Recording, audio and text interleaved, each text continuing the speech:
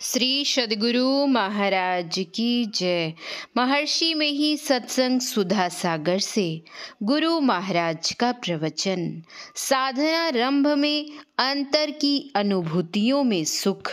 प्यारे लोगों, जब सब लोग निठा नींद में सोए रहते हैं तो कोई ज्ञान नहीं रहता। कर्तव्य अकर्तव्य का कुछ निर्णय नहीं हो सकता। कुछ काम करें यह भी निर्णय नहीं होता। जगने पर कर्तव्य अकर्तव्य को जानते हैं और करते हैं।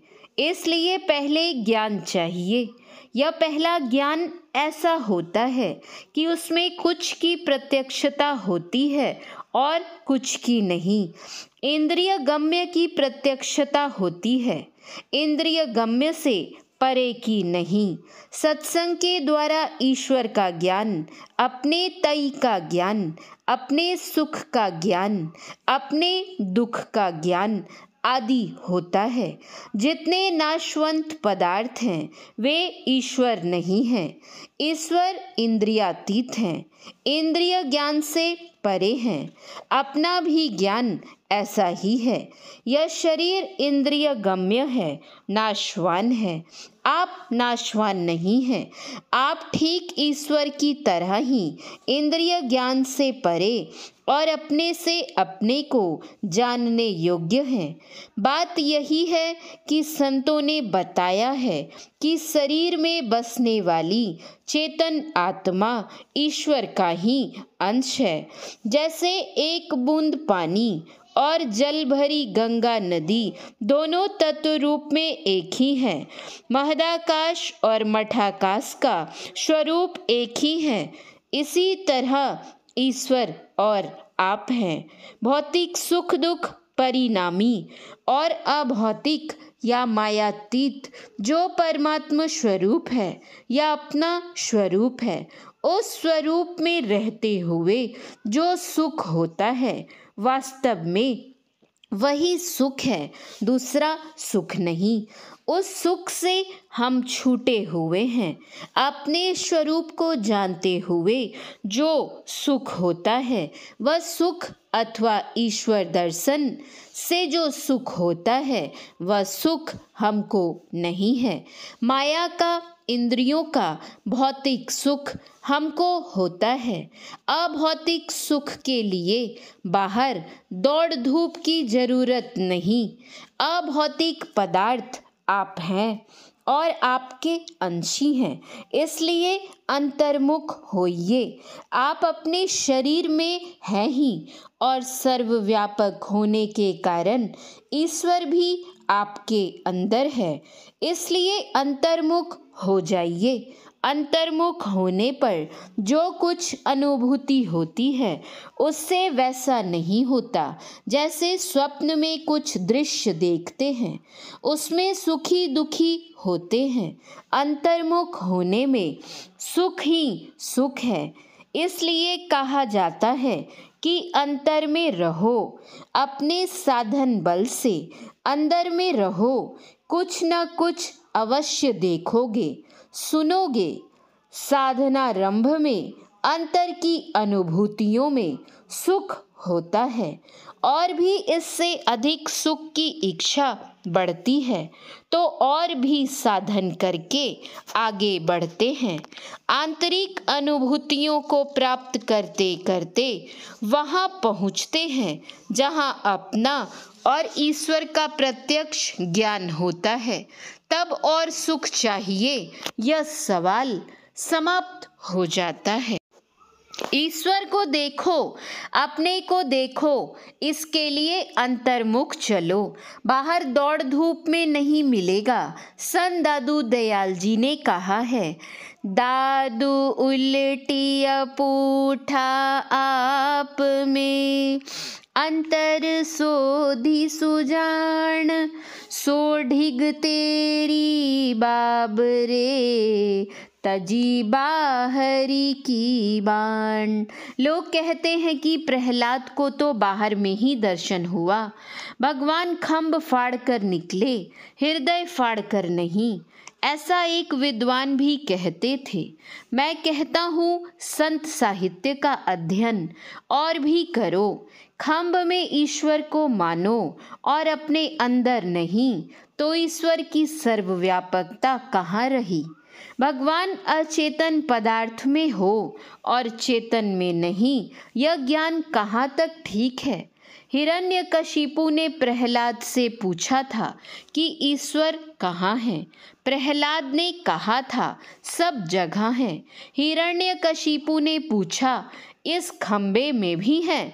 प्रहलाद ने कहा हाँ, इसलिए भगवान उस खंबे से निकले थे। यह ऐसा ही मौका था जैसे प्रहलाद को और मनु शत्रुपा को दर्शन हुआ। वह इंद्रिय गम्य रूप का दर्शन था। मात्र एक प्रहलाद नहीं डरता था और सभी देवदानव नरसिंह भगवान के डर से काँप रहे थे। उन्होंने जो जोर की आवाज की तो संसार डगमगा गया। एक ब्राह्मणी का गर्भपात हो गया। यह दर्शन इंद्रिय गम्य है। इंद्रियातीत का भी दर्शन चाहिए। एक पुस्तक है पक्षपात रहित अनुभव प्रकाश। यह पुस्तक सबसे पहले के काली कमली वाले की बनाई हुई है। उसमें लिखा है प्रहलाद केवल इंद्रिय गम्य ही नहीं जानते थे, इंद्रियातीत भी जानते थे। प्रहलाद से विष्णु भगवान ने कहा समय पड़ता है तो मुझे पुकारता है और उपासना निर्गुण ब्रह्म की करता है। ईश्वर सर्वव्यापी है। इसलिए गोस्वामी तुलसीदास जी ने लिखा है अचर चर रूप हरि सर्वगत सर्वदा वसत, एही ते मैं हरि ज्ञान गवायो। परिहरि हृदय कमल रघुनाथ ही, बाहर फिरत विकल भय धायो। दूसरी बात, तीन अवस्था तजहूँ भजहूँ भगवंत, मन क्रम वचन अगोचर, व्यापक व्याप्य अनंत। जागृत, स्वप्न और सुसुप्ति, ये तीन अवस्थाएं हैं। इंद्रिय गम्य दर्शन जितने को हुए वे सभी जागृत अवस्था में थे। गोस्वामी तुलसीदास जी महाराज कहते हैं तीन अवस्थाएं छोड़कर चौथी अवस्था में जाकर भजन करो, तब इंद्रिय गम्य रूप जो नहीं है, जो आत्मगम्य है, उसके लिए भजन करते हो, उधर चल रहे हो। इंद्रिय गम्य रूप के दर्शन से संसार के बहुत से सुख मिलते हैं, लेकिन इन सुखों से तृप्ति नहीं आती। संसार के सुखों में रहकर कभी दुख नहीं आवे, यह कभी हो नहीं सकता। यह तो इंद्र को भी नहीं हुआ, ब्रह्मा को भी ऐसा सुख नहीं मिला। इसीलिए ब्रह्मा ने शिव जी से जाकर पूछा था, तो शिव जी ने कहा योग और ज्ञान दोनों करो।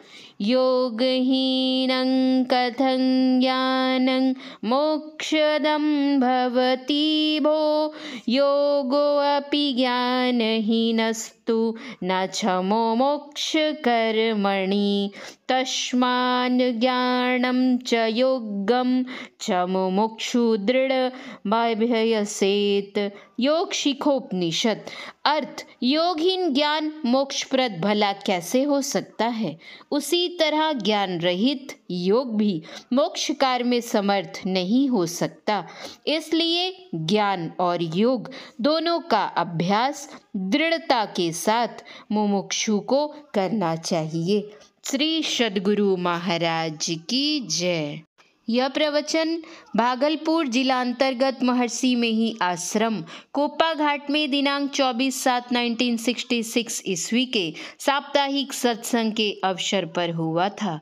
गुरु महाराज के प्रवचन का कुछ अंश पढ़ा गया है। श्री सद्गुरु महाराज की जय। श्री सद्गुरु महाराज की जय।